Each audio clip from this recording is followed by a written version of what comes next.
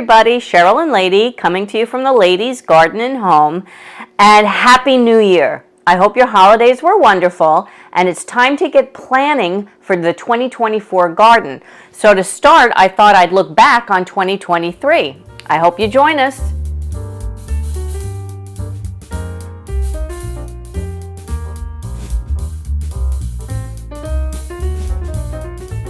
Happy New Year. I hope you had a wonderful Christmas or Hanukkah and holidays and wonderful New Year's Eve. And I thought that we would start out the new year so we can prepare for planning our garden for 2024 by taking a look back at 2023.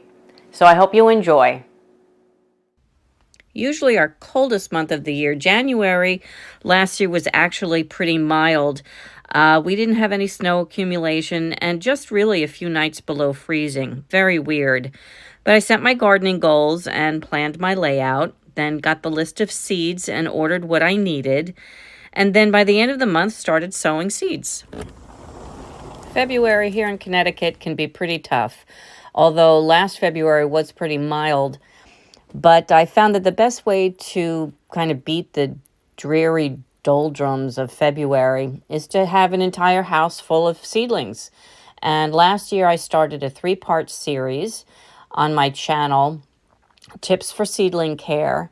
And if you're a gardener and you've not tried it before, but you're thinking of starting some seeds this year, instead of buying your plants from transplants, even if it's just a few of them, I suggest taking a look at that series. I'll link it at the bottom.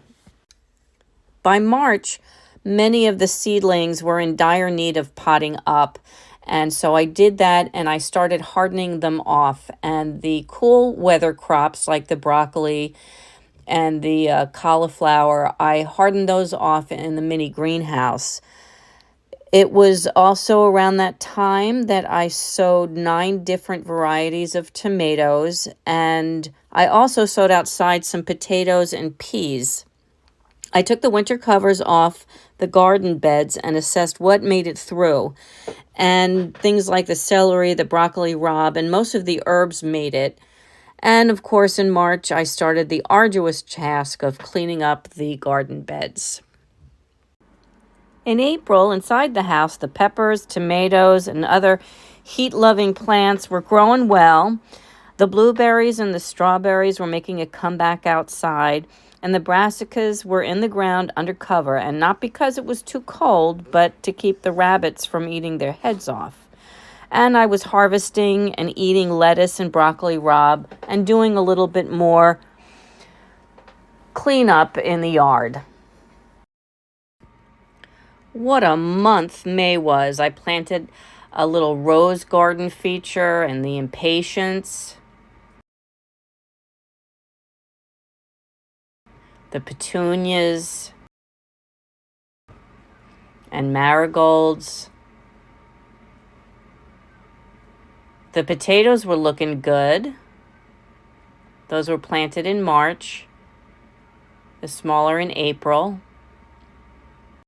Peas and mint were coming along. The celery, the butterfly bush bounced back. I had volunteer beans, and I had sowed a bunch of beans and carrots and beets. I transplanted the tomatoes towards the end of the month. And the green stalk was giving me nice leafy greens. Strawberries were forming. But the zucchini and peppers had to wait until the soil conditions and the temperatures were right. All in all, spring was quite nice, actually. Not too hot, not too cold, and really perfect for growing the cool weather spring crops.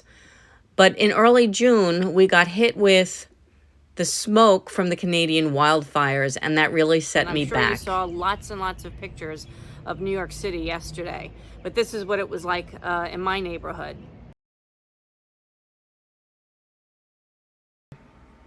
I sowed my fall brassicas using the greenhouse. Unfortunately, all of them got eaten up by white cabbage moths. Lesson learned. But so many flowers were in bloom, the sweet peas, the carrots, the lily, the lavender,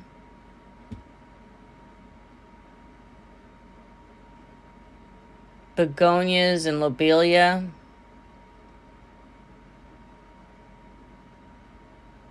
petunias.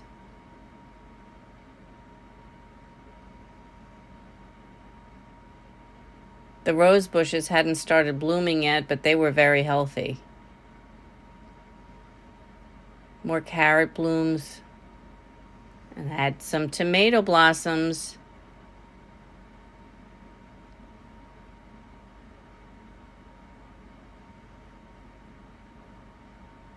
Even the celery was blooming. The green beans had really started growing, and the cucumbers.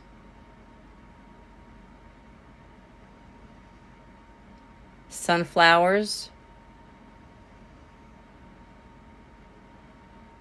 tomatoes, borage, calendula. Petunias look good, and I had planted out the zucchini and the golden neck squash. I harvested garlic scapes for the first time. Carrot row over here. Not great germination. I tried again though. Potatoes were really, really big. Pretty marigolds and petunias.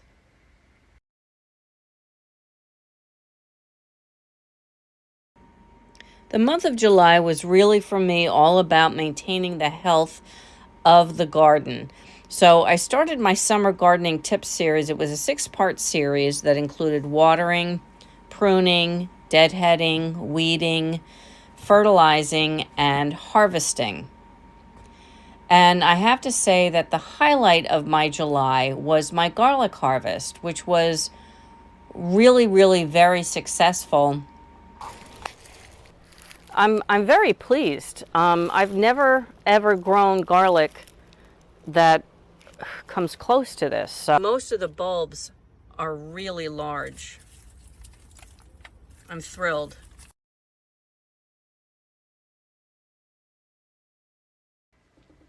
By August, we're getting a little wild.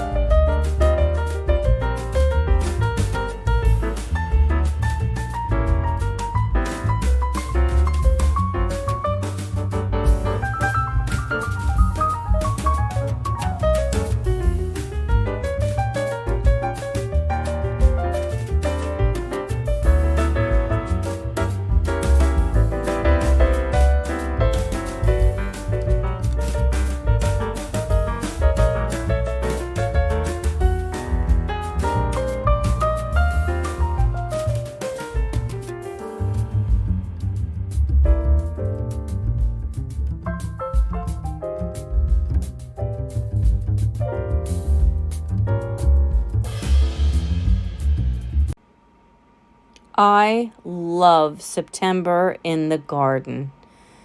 Everything looks lush. We're harvesting. We're preserving. The flowers are fully in bloom. Even the houseplants are happy. Most of the summer was very mild. Most days were in the low to mid 80s. That's Fahrenheit. In September, we finally got 2 days above 90 degrees, which is very unusual here in Southwest Connecticut, where we're used to very hot, humid summers. And I think that those moderate temperatures really made for an unusual growing season. My squash and my brassicas were able to produce side by side, with the broccoli not bolting and just continuing to grow through the entire year.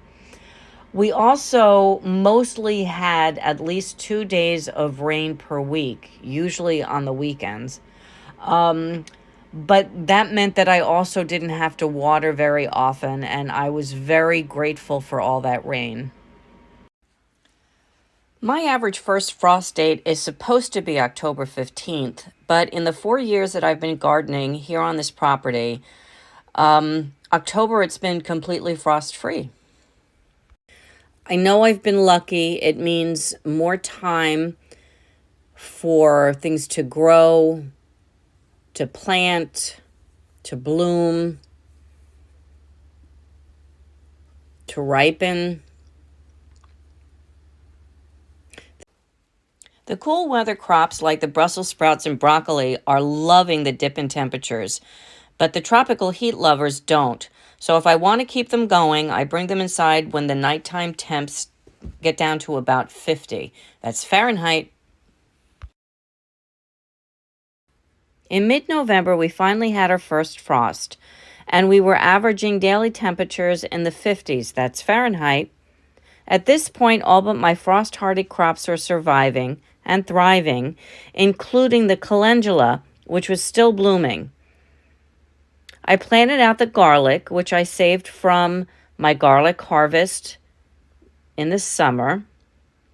I also discovered that my leek crop was completely wiped out by allium leaf miners, so I won't be planting alliums in those beds next year. The plants that I had brought inside to keep warm were doing quite well, including the plants that I had propagated back in September.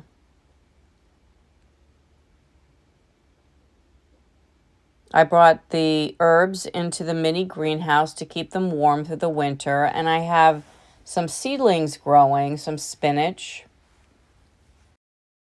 Also in November, I got a lovely addition to the garden, a birthday present, this beautiful Mary statue which I placed among the roses. December continued the pattern of mostly rain on weekends. We had over 8 inches of rain, and if it had been snow, it would have been over 80 inches of snow. That's crazy. And we had a few nights below freezing, but no hard freezes for a prolonged period of time. Winter gardening for me is so much fun. It's super low maintenance. It's more comfortable because there aren't mosquitoes and flies and no-see-ums and things like that. And this year I have 55 different kinds of veggies I'm growing through the winter. And all they need really is some covering to keep them warm and mulch to insulate and feed the soil. All in all, 2023 was such a great year for me in the garden. I was lucky, really. It really had to do with the weather, which could be devastating when it's harsh. And it was good to me this year. I learned a lot. And from those lessons, I'll set my goals for 2024, and I'll get to planning out the layout and the schedule for starting seeds and planting plants out. And I'll enjoy sharing those with you in future videos. So I hope you join us for that.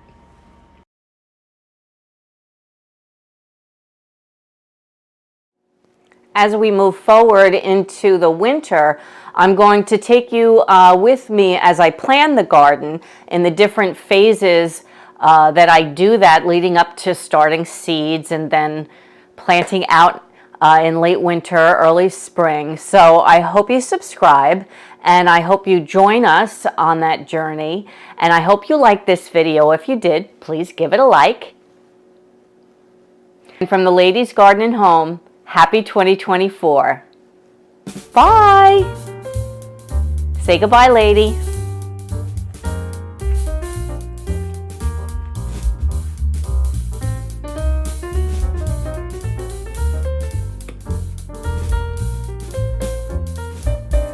Lady says goodbye.